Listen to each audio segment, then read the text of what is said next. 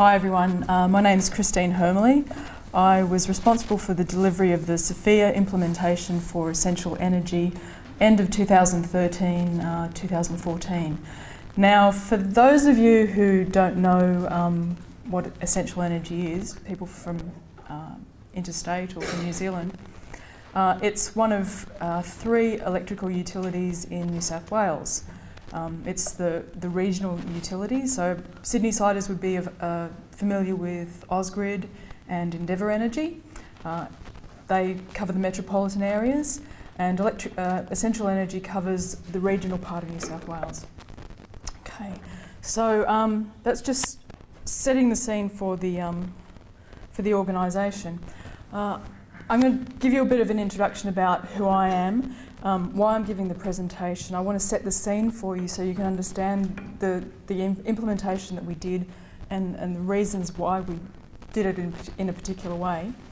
I'll talk about the implementation plan and I'm going to talk about org change management. So for those of you who were in the room previously, before lunch, with Scott McLeod, which was an excellent talk, I'm all about hugs. Okay, so I'm not sure if any. Yeah, please, yeah. So I'm not sure if anybody was here. How many people were here for that one? But his attitude, very good attitude, very pragmatic. I myself am quite pragmatic. Is that you're either on the train or you're not, which is good, and you should be in IT. That this is the way we're going to go. But unfortunately, we are dealing with people. So that's the basis of my talk.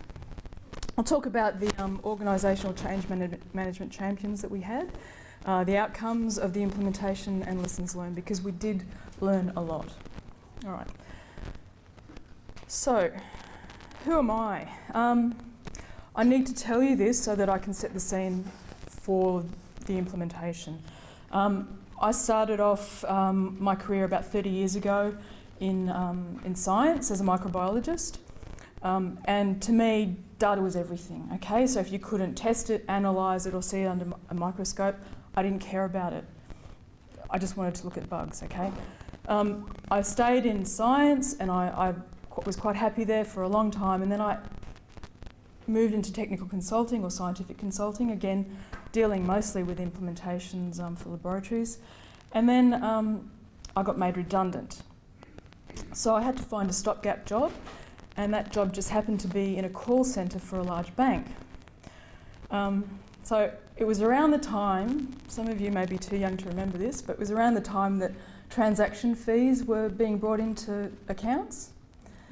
Most of you probably far too young to remember that.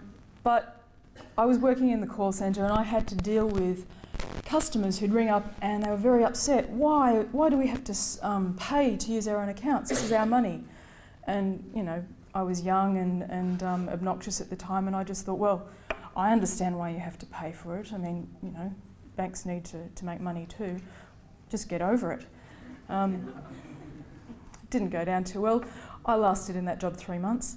Then eventually I moved into IT. I was lucky enough to get into IT. And over a number of years I spent, I worked through various technical roles, predominantly technical roles, still doing the old sort of implementation type thing, not really thinking about people or what we were doing. And eventually moved into IT consulting. Stayed there for a little while. And then eventually I found my way into project management, which is what my background was for about 10 years. Okay, so when I hit project management, I realised something. All those roles that I had before, all those years where I really didn't care too much about the people, something had been missing all of that time. And when I hit project management, I realised what it was. It finally coalesced. That strange feeling that I was missing something coalesced into the fact that we weren't thinking about the people and about the changes. So we were implementing fantastic systems, really good processes, but I still couldn't quite get over why people were complaining about it. And, you know, these are really good tools, you know, get over it. But we were changing fundamentally the way some people were doing things. So transformative change in many environments is not an easy thing to do, not an easy thing to accomplish. And if you only concentrate on the IT and not the people, then you're going to come up against some issues. Okay, so that's setting the scene about who I am. Why am I giving you this presentation? Why am I talking about myself? It's not because I love talking about myself, even though that is obviously a draw card for me. But why is this important? Because I'd like you to understand that, yes, it's okay to take the pragmatic approach and say, yep, give them a hug and push them out the door. You really do need to think about the people, particularly with this type of implementation, because you're dealing with people's jobs. We all, I think, we can agree that we invest our identities and ourselves into our jobs and vice versa. So what I'd like to understand first is who I've got in the audience. So any hands up for government? Right, pretty much everyone. Okay. So Essential Energy is a state-owned corporation, and it's basically owned by the New South Wales government. So we're a government organisation as well. What I also would like to understand is what do you think your biggest challenge is with your implementations? Does anybody want to hazard a response? Paranoia. Why do you say that? IT people are very paranoid. Haven't you noticed? Yeah, they are. Do they have a reason to be? You're taking my job. You're taking my, not necessarily unemploying me, just taking my job. Yeah. My thing, my toy. I know it. Yeah. It's my ball, and I don't want to share. Yeah, exactly. So they've obviously invested a fair bit of themselves into Any process that looks at them. Yeah. Or what they're doing. True. Yep. Somebody else will be able to do it then, and then I won't be able to. It won't be just me. And you come back to paranoia. Yeah, well, that's true. So I'm hearing, and would you agree that it's probably the people that will be the biggest challenge? Yeah. Okay. All right. So yes, people are the biggest challenge with this sort of implementation. Now, SFIA is not a difficult concept to understand. You've listened to Simon and Matthew, and there are processes that have been worked out, frameworks. There are updates. You have all of that information at your fingertips to be able to understand what SFIA is and the concepts and to implement it. You've got consultants who can do it for you. It's not difficult. The difficult thing is you applying it in your organisations. Why bother thinking about the people? Well, they can make or break your implementation. It's the same with any project. As anyone who's a project manager would understand, if you're implementing something technical or business, you're doing it for people basically, and things can go awry if you don't take them into consideration. Okay, so people matter. All right, I'll go back to the organisation and the implementation. So it's an electrical utility, which I've already mentioned. At the time we did the implementation, end of 2013, 2014, they had over 4,500 staff, about 160 in IT, and they're distributed across New South Wales. So from Broken Hill to Tweed Heads, down to Bega, Coffs Harbour, Bathurst, everywhere. They're a regional workforce with limited range in small towns or regional cities to move, to get another job. It's not like in Sydney where you can just get up and find another job. Some of the people that I worked with had been in the organisation for over 20 years. So they'd started as electricians, and they'd eventually moved and changed their positions and got into IT. So they heavily invested themselves in their jobs, and because they're regional areas, they had their families there as well. So the kids were going to school, their lives were there. If you live in Port Macquarie, basically you live there because you like to surf or you like the beaches. So that's where a large contingent of the IT people are. Okay, the organisation itself grew through numerous mergers. So over the years, They started off in merging the county councils. That's what the county councils used to look after the electricity around the state. And they steadily amalgamated until they formed regional utilities, something like North Power, or I think it was Southern Power at the time. Those larger organisations then became, in 2001, an organisation called Country Energy. So as you can imagine, over that time, a lot of changes. People were being restructured, jobs were being lost, or people were being brought in. The situation since 2001 to today is one of constant change. The company basically restructures every 18 months, or that's the way it seems, but they have had a lot of restructures. They've sold off various arms of the business. Gas is gone, retail is gone, and they've gone down to a network-only business. So as you can imagine, there's job losses as well. Okay. We also had a name change. So we went from Country Energy to Essential Energy, which you'd think, doesn't really matter. It's just a name change, but that also came with a restructure as well. So everyone had to move around. They had their jobs, but then everything was moved and there were name changes and everything. In IT, at the time of the SFIA implementation, we had over 100 projects ongoing as well. And we also had our day-to-day operational work, incident management and change management.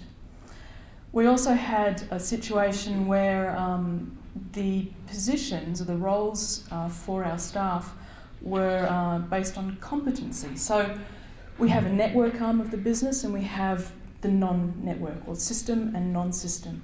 And the system roles were like the electrical workers, the field staff, those sorts of technical people that looked after the poles and wires.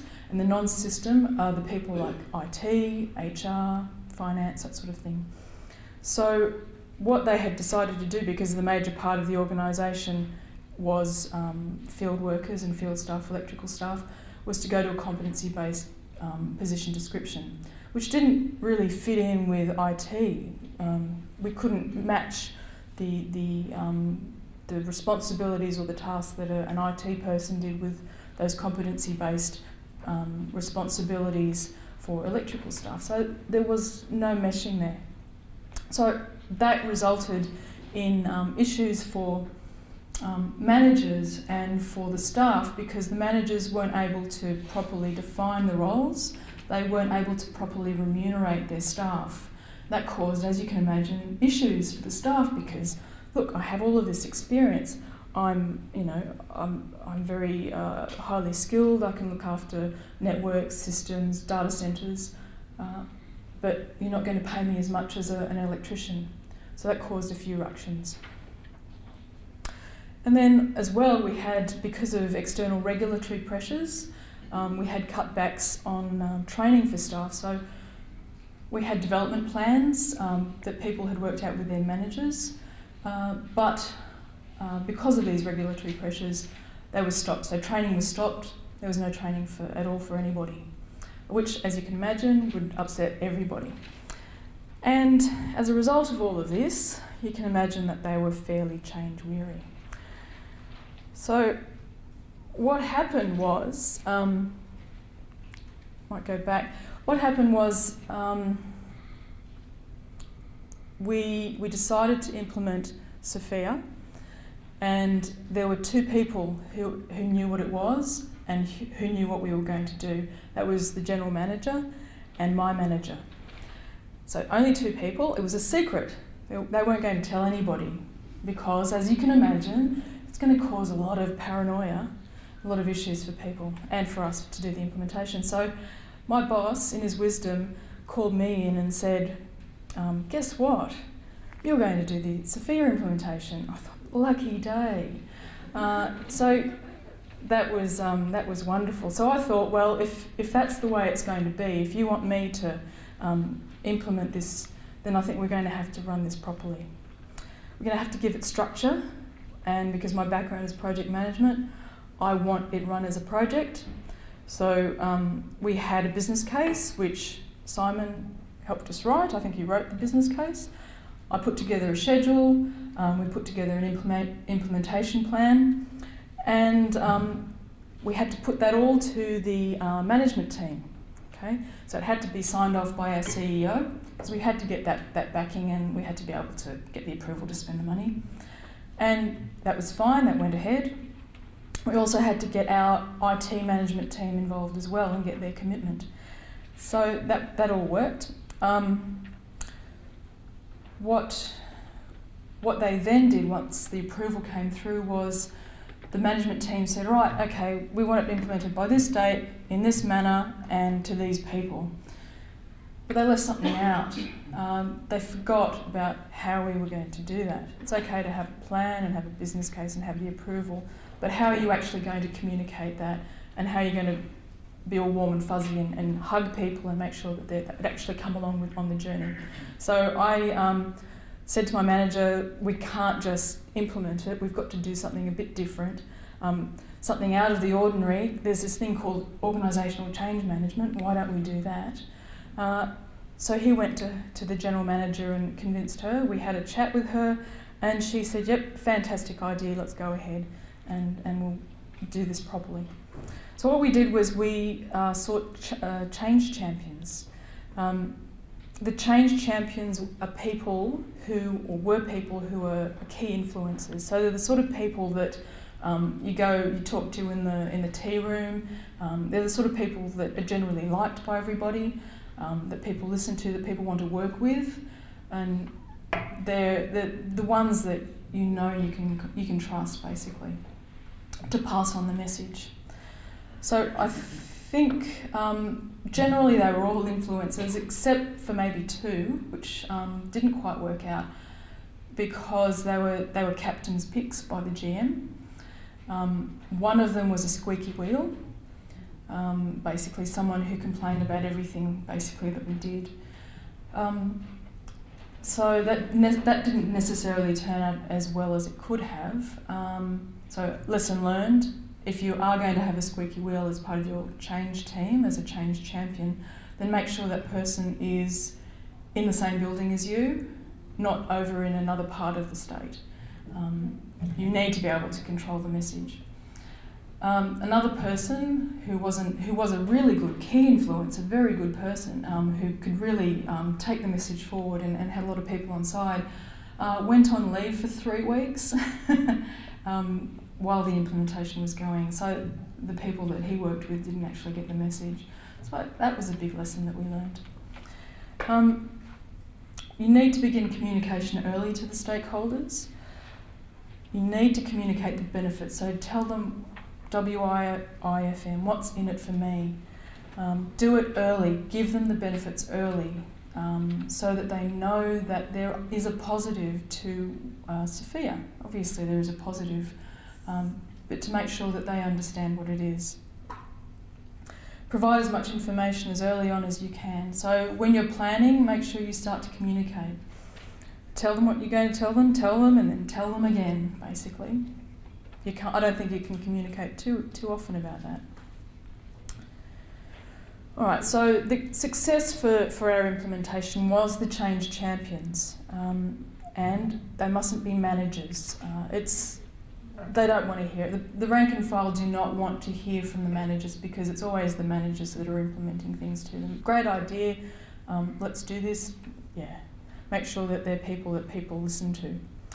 So what we did was, what you need to do is make sure that you do the self-assessments with them first, and if possible, profile first. I don't think we were able to profile them straight away, but we did do the self-assessments first with them. And that worked quite well because then they knew what the process was and they could actually tell their colleagues what the process was. And that worked very well for us. All right, so the outcome of that implementation was that we had about 160 people with self-assessments. 156 people actually had the profile done. So we had some people who didn't want to participate, and that was okay because they were given the choice by the general manager that they didn't have to participate, They weren't going to be forced. That was part of the message. You weren't going to be forced to do this, but there are benefits if you do. And that worked quite well. We weren't forcing anybody. What we did was we wrote the position descriptions for the entire IT department, which was an interesting job. That was another. That was also difficult because those had to be approved by the management team, but we eventually got them across the line. Then we had another restructure, just for the fun of it. But here's the thing: people actually volunteered their profiles. They were told by the general manager, we're going to change everything again and restructure, throw everything up and see where it lands. But you don't have to give us your profiles. You don't need to share it with us. You can keep it for yourself if you want, just so that you have the skills and you know what they are. We're not going to insist that you share them with anybody. But the majority of, I'd say 80% of the IT staff actually volunteered their profiles and sent them in when they applied for their jobs, reapplying for their own jobs. And we had a lot of staff who discovered new skills or skills that they had in previous roles or previous organisations. They were able to have those identified, and that actually was a really good thing, that they were having things recognised. That was a big bonus for a lot of people, because they'd started to talk to each other and say, look, you know, in my profile, I got to talk about the things that I used to do at company X, and maybe that's something that we can actually use going forward. And the staff also felt that their skills are now being recognised and able to be quantified and compared in the market. So I got a really nice email from somebody who said, thank you very much for the SFIA implementation and the way that the implementation was carried out, because I now have something that's marketable. If I lose my job eventually in another restructure, I have something to go out to the market with that shows what skills I have, and it's comparable. And he was happy to share it. It gives them mobility, and it gives them foundations. It gives the organisation foundations for a second stage of a SFIA implementation. For us, that was looking at the sort of skills that we wanted to have in the organisation. So that we didn't actually quite get there, so that's still a stage 2 yet to happen, but that was the idea that we wanted to get to. And it also gave us a coherent case to present to HR, so that we could do those position upgrades, and we could actually say to them, look, these are the skills that we have for a software developer. I think you need to pay them the same as an electrician.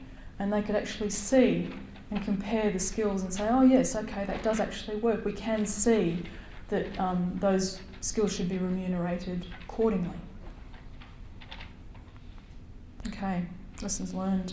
I've already told you one of those. It's the squeaky wheel. So be careful of the squeaky wheels if you're going to go with the change champions.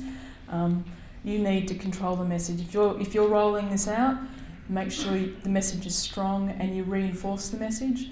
What we did with the change champions is we had weekly meetings. So I sat down with them. Well, some of them were in other parts of the state, so we had to have video conference. But I sat down with them every week and said, so, how's it going? What's the message that you're delivering? How is it being taken up? And have you got any issues? Is there something that we need to concentrate on, or is there someone we need to concentrate on? And that was good, that worked. Understand what you want to achieve by implementing SFIA, okay? What is your goal? And that's really key. Understand where you want to get to, because you're going to have to give that message to the staff. Because if they don't know what you're trying to do with it, then what's the point? And you'll get more resistance if you can't talk about the plans that you have for IT. It will just reinforce resistance. Have a plan beyond the initial stages to achieve the goal. So there was a stage 2. We didn't quite get there. It was a little bit unformed. So I would suggest and recommend that you have a documented stage 2 or another plan for where you want to go. tell the stakeholders what the goal is and why it's important, and make sure, like I mentioned before, what's in it for me. Make sure you keep on about those benefits, what it is that they're going to achieve, what they can get. Make sure you also talk about the benefits for the organisation. And this is a good one. Don't let the GM decide who the change champions will be. You know, she was well-meaning. The squeaky wheel that she chose was someone that she just basically wanted to shut up, and it didn't quite work out so well. So that's something that you probably have to try a little bit harder on. Make a decision as to whether it's going to be voluntary or not. I'd say most organisations, it's mandatory. Everybody's going to have to do it. Everyone's going to have SFIA skills. In our organisation, it wasn't mandatory. Some people didn't participate. One thing we did have, though, was a couple of the really recalcitrant guys who were very militant. They didn't want to have any part of this. They didn't see any benefit, heavily unionised. They actually were the first ones to participate. They actually went and did their self-assessments very early on. As soon as we released the self-assessment link, they were off and running. And they booked their profile assessment, I think, a couple of days into the first week, which was fantastic. I nearly fell off my chair. I thought it was really good. So obviously that message had got through to them. They could see the benefits. Provide the change champions with clear responsibilities. Document their responsibilities. So we left it a little bit open as to what we wanted them to do, how we wanted them to do it. But I think it's important that you tell them, this is what you are. You're a change champion. This is what we want you to do. Okay, you have to be on message all the time. We are relying on you to help us implement this. Okay, and tell them the benefits as well. Right? Always hark back to the benefits. Have weekly meetings with the change champions. That helps, so you can identify any shortcomings, any issues that you need to address. And ensure the entire management team is on the same page. What we did in the early stages was train. The first ones that were trained were the management team, because they're the ones that have to tell their staff about what is going to happen with SFIA and what they're planning to do. They're the ones that had to develop the position descriptions. Follow the plan. Okay, if you have a business case, you have a plan and you have a schedule, which you should have, make sure you follow it. Don't deviate, because that's the sort of thing you publish again to help your message to the stakeholders. If you deviate from that, they're going to say, "Hang on, we were supposed to do this by this particular date. Why didn't we do it? What's going on?" In our environment, if we deviated, it was because we had some ulterior motive. Which wasn't the case, but that's what the thinking was. So make sure if you don't follow the plan, you have a reason and you communicate that reason.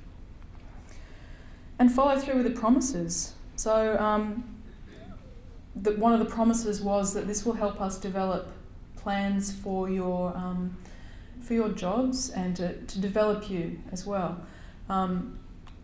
It's something that is part of stage 2, still something to accomplish, but make sure you do follow that up, because that's key for a lot of individuals. They really do want to develop themselves. They want to move forward with their careers. Okay, so any questions? Thanks very much. That was a great presentation. Thank you for kindly sharing the challenges. You're welcome. In terms of the fourth point you had about the change champions and don't let the managers decide. If you had the opportunity to go back, how would you make a selection of finding those change champions in your organisation? Yeah. And then how do you keep them motivated, or are they to be rewarded? So that idea that you said that wasn't it for me, how do you go about keeping them? Yep. Okay. 2 parts. So the first part is how did we go about choosing the change champions? Okay, so I'd been in the organisation for over 10 years, so I knew the people in IT very, very well. So what I did was I spoke to my manager and I said, look, I think it's Joe Blow and you know, this person and that person.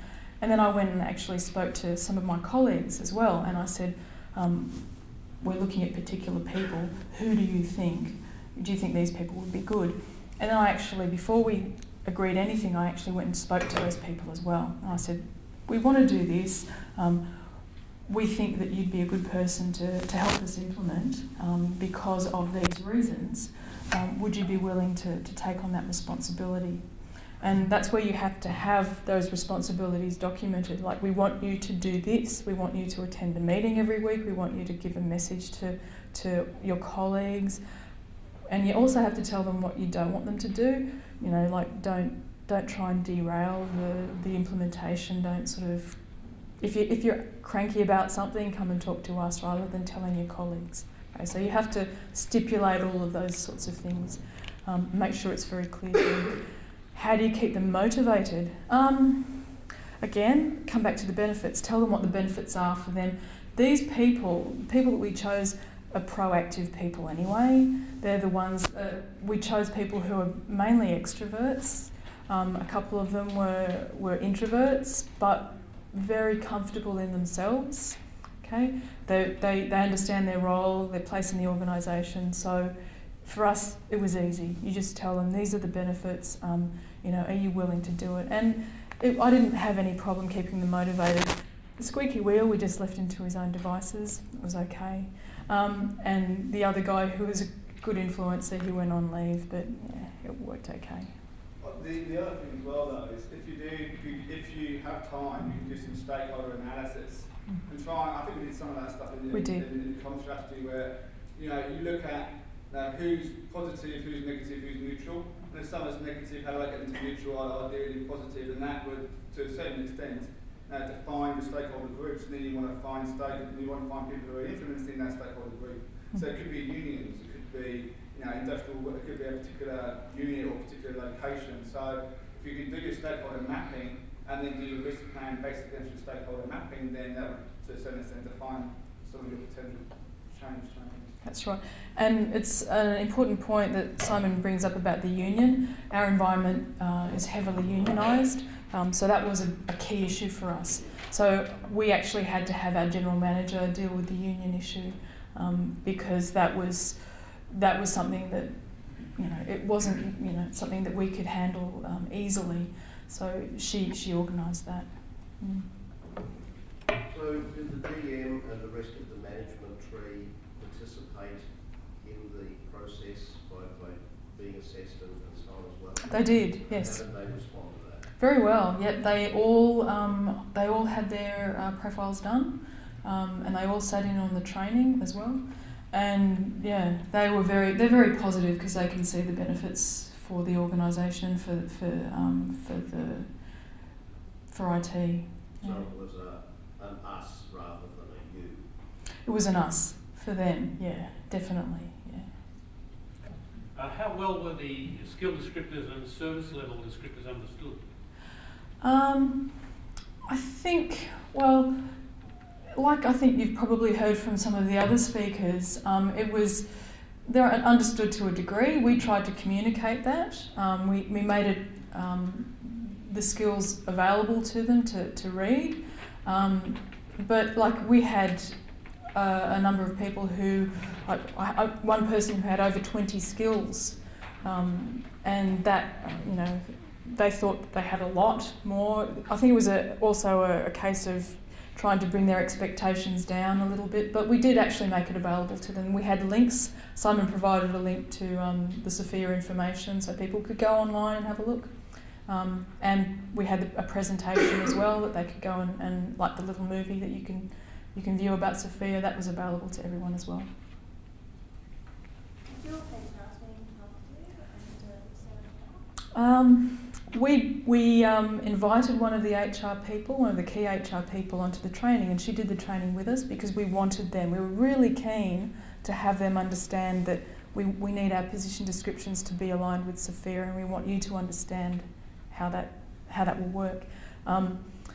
And she thought it was great, but again, I think because of that lack of a cohesive stage 2 plan, it hasn't gone anywhere yet. But I think it definitely is on the cards. But yes, it's important to have HR involved and doing the training. Sorry, what did your position descriptions look like that you ended up doing? Were they just the SFIA description, or how did you? Well, we got the profiles, the SFIA profile from ADAPS, and what we did was we looked at we have a particular format for our position descriptions, and we just aligned it with that. So we didn't actually have the skills in there. We couldn't identify the 4-letter acronyms. It wasn't that wasn't something that the management team wanted us to do, because again, this was voluntary.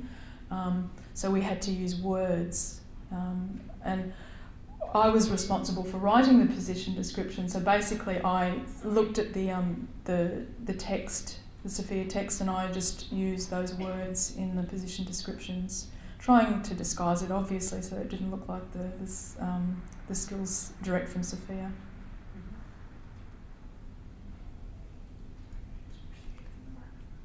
Oh, sorry, should have cut my hair before this presentation. I don't have that.